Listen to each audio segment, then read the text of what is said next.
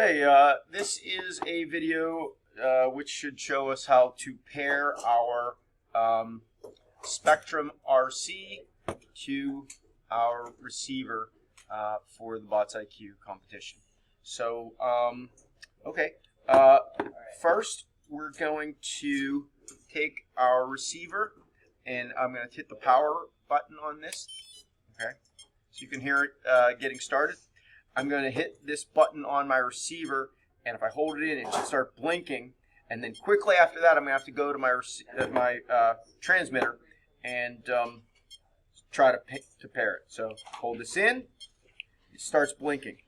Quickly, I'm going to hold this button in on the top of the transmitter and hit the power button. It should say throttle high and then binding on here. You hear that? If you heard that sound, it means it worked.